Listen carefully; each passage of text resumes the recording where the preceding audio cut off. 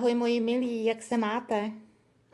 Vítám vás u dnešního videa, kde vidíte, že mám připravené moje krásné gumičky do vlasů a slíbila jsem vám, že vás naučím, jak si tisknout a vyrobit vlastní štítky na vaše výrobky. Není to nic složitého, zvládne to úplně každý, takže pojďme na to.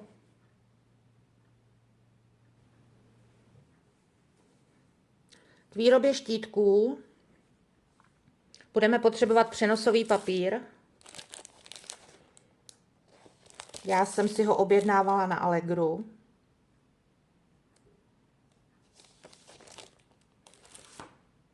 Dále budeme potřebovat bavlněnou stuhu,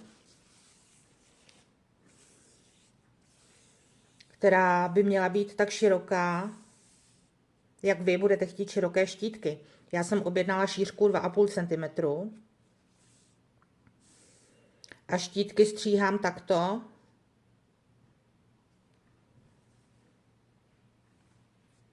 Protože nechci, i když je to bavlněná stuha, tak nechci, aby se mi tady třepily.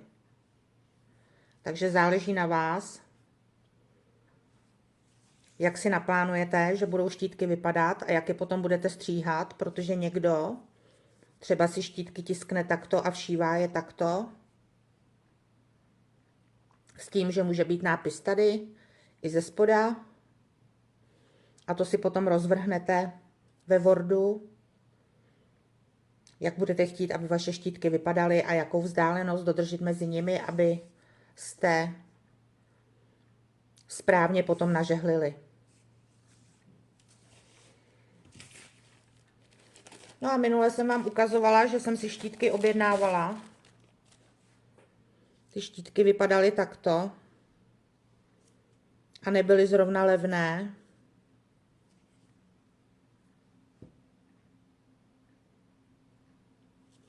No a to mě právě dohnalo k tomu, že jsem se naučila si štítky vyrábět sama. A ty vypadají takto.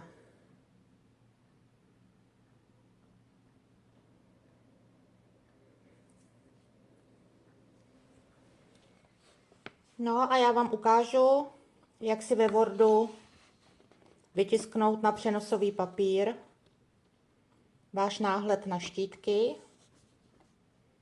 a potom, jak se štítky nažehlují na bavlněnou stuhu. Ještě jedno důležité upozornění. Budeme tisknout na inkoustové tiskárně, což znamená, že musíte koupit přenosový papír, který je vhodný pro inkoustovou tiskárnu. Jakmile by byl přenosový papír jiný, tak vám to nepůjde. Takže papír vhodný pro inkoustovou tiskárnu. A další věc. Promyslete, jakým způsobem budete štítky stříhat. Jestli budete štítky stříhat ze zhora dolů, anebo zleva doprava. Záleží, jak široké štítky chcete, jak chcete, aby tam byl nápis položený, protože tím způsobem, jak stříhám já, tak já stříhám tímto způsobem. Takže nejdříve si stříhnu dlouhé linky,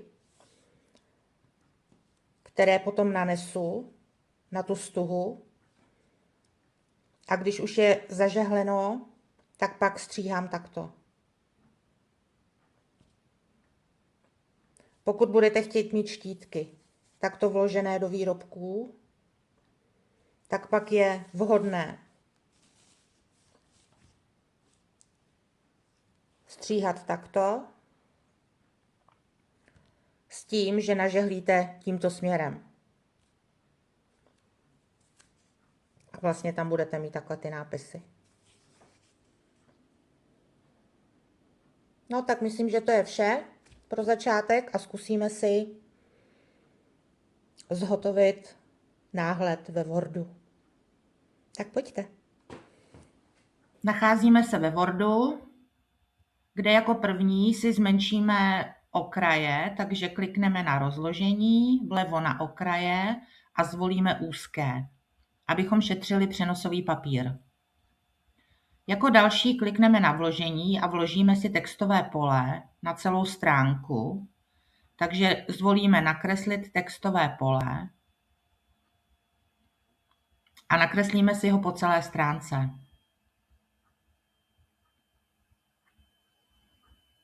V textovém poli se nám bude dobře pracovat. No a teď si zvolíme text, který chceme mít na štítkách. Takže já napíšu Scrunchie, takže dáme domů. Zvolíme si text a upravíme font, ve kterém ten text chceme mít.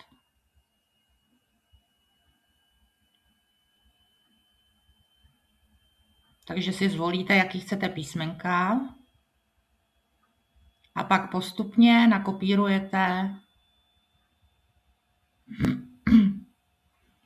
tento text na celou stránku ve vzdálenostech, jaké potřebujete na lince a potom i ve vzdálenostech, jaké potřebujete mít na délku.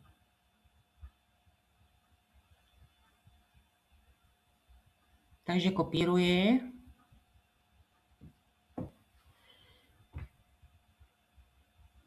A takto si upravíme celou stránku, kterou potom budeme tisknout.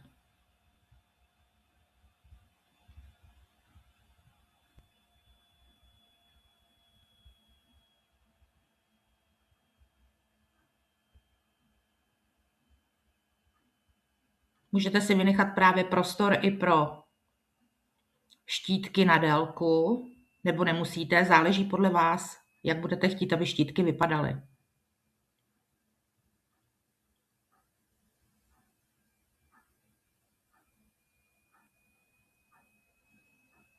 Takže teď si klikneme na formát obrazce, kde zvolíme možnosti textu.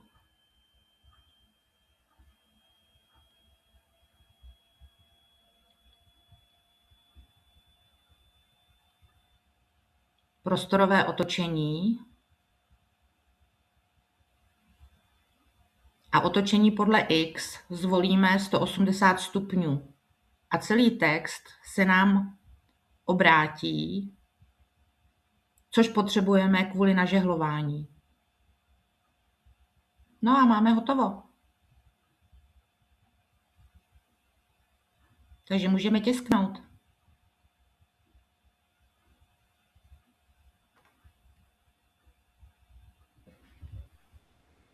Moje stařičká inkoustová tiskárna je připravená, zapnutá a můžeme spustit tisk. Nejdřív vám poradím, vytiskněte si vyrobený soubor ve Wordu na obyčejný papír. A hned vám ukážu proč. Takže jdeme na to. Takže soubor, který jsme si vytvořili, dáme tisk.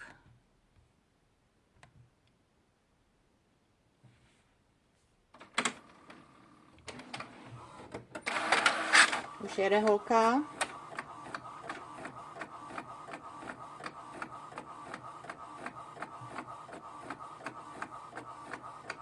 A budeme mít vytvořený náhled na obyčejném papíru, kde si budeme moct změřit,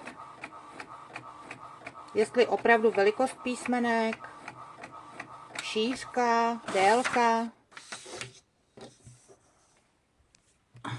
odpovídá naší šířce bavlněné stuhy, anebo jestli máme ještě něco v souboru upravit. Hlavně to jsou třeba rozestupy, aby jsme šetřili přenosový papír, Vidíte, že tady ten rozestup mám třeba velký, tak tam by to bylo potřeba ještě upravit. A nebo prostě podle vašich nápadů je potřeba mít připravený přenosový papír co nejlépe. No a když si upravíte v náhledu soubor tak, aby byl úplně perfektní, tak pak můžeme tisknout přímo na přenosový papír. Takže pokud máte v souboru, který jste si vytvořili, už všechno připravené tak, jak to přesně chcete, tak se pustíme do tisku na přenosový papír.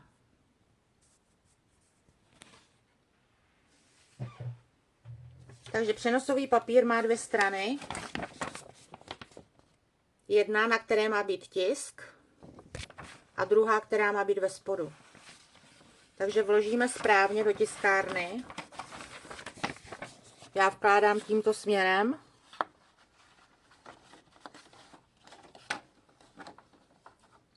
Protože mi papír jede takto a tiskne se mi takto na tiskárně.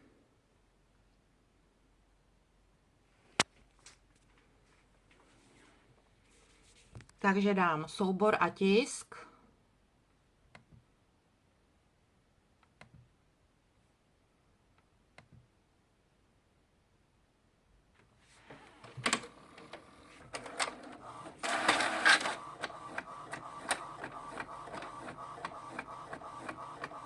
A už to jede a vidíte, že mám vytištěnou správně na bílé straně papíru.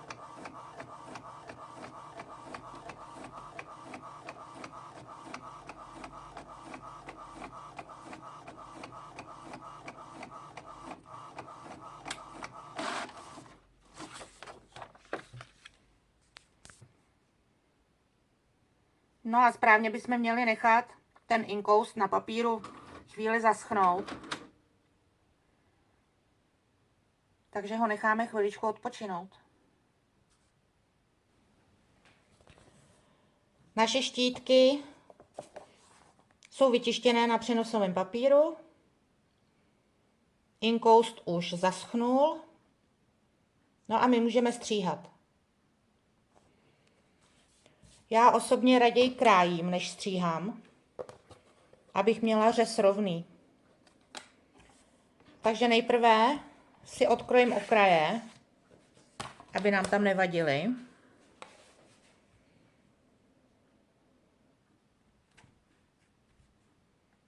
Takže pořádně přidržím.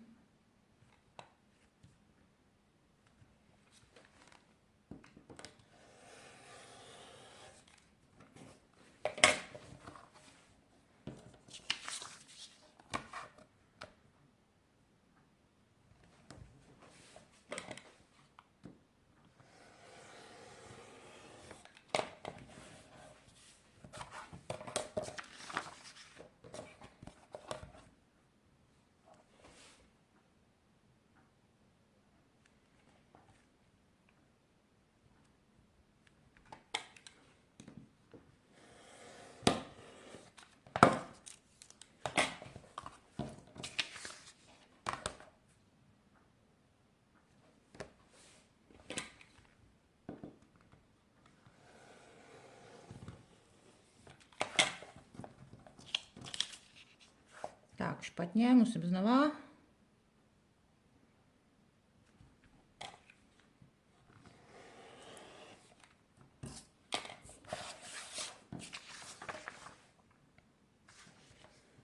No a pokud mám takto odkrojené okraje, tak vím přesně, jak chci, aby byl nápis na štítkách.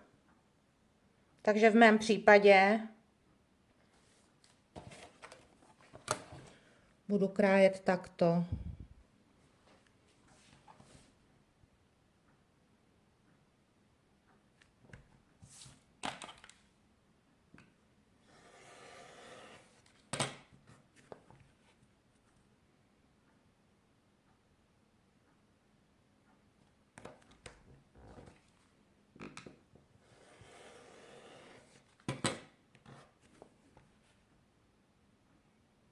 Kdo raději stříhá, může stříhat, ale já osobně teda dávám přednost tomuto řezání.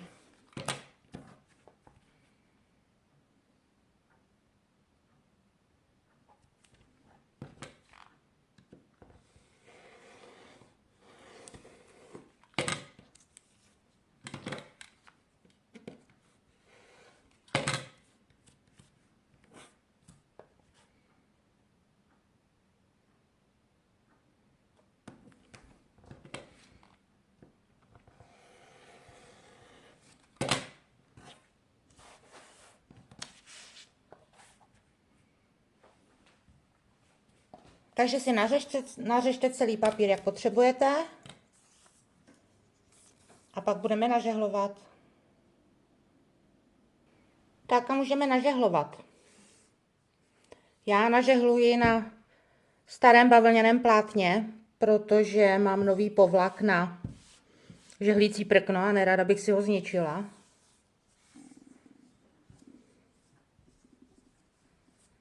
Takže vezmeme si stuhu. Žehličku už mám rozpálenou. Mám klasickou zahřívací žehličku. Není to napařovací. Je to stará žehlička ještě po mojí mamince. Tou se mi to nažehluje nejlépe. Takže máme připravené štítky. Štítek otočím a přiložím ho obrácenou stranou na bavlněnou stuhu a zažehlím.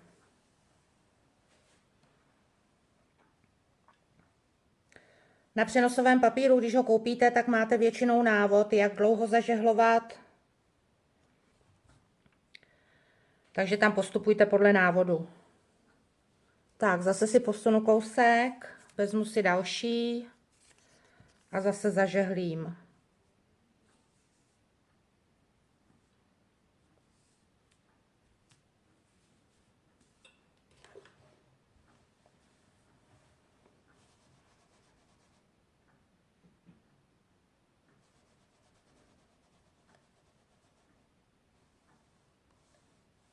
Přejedu ještě tu první. Ten první kousek. Tak a pokračuji.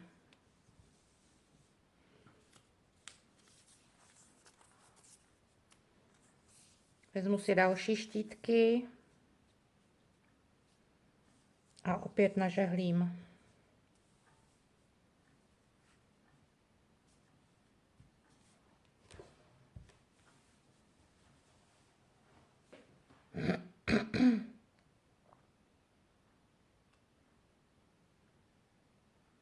Tak zase přejedu ještě ten předchozí díl.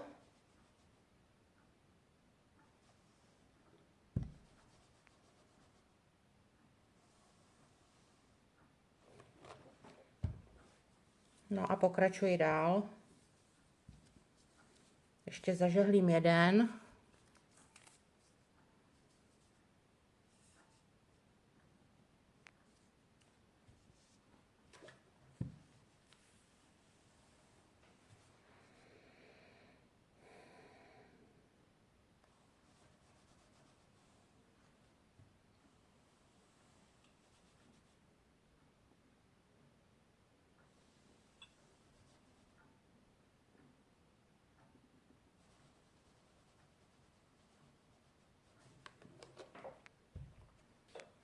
Odstřihnu.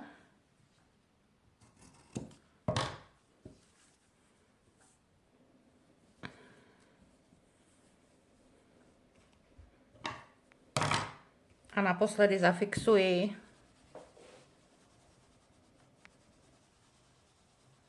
Po celé délce.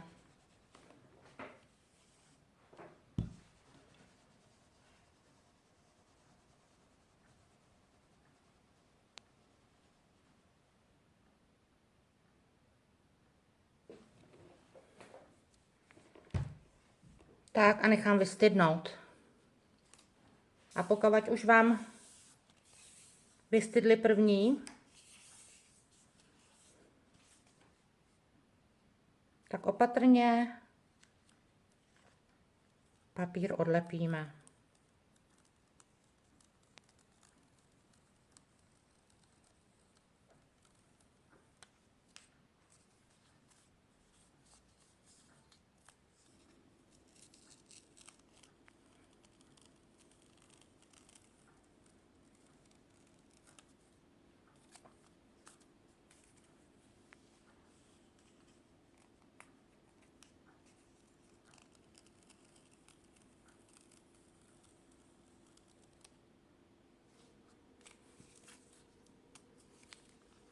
To je tím, že nemám dlouhé nehty.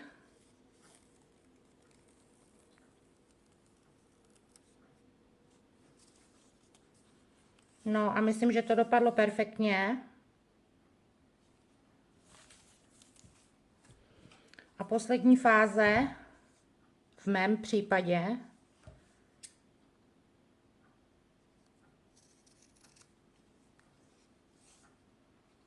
je krásně si štítky rozstříhat.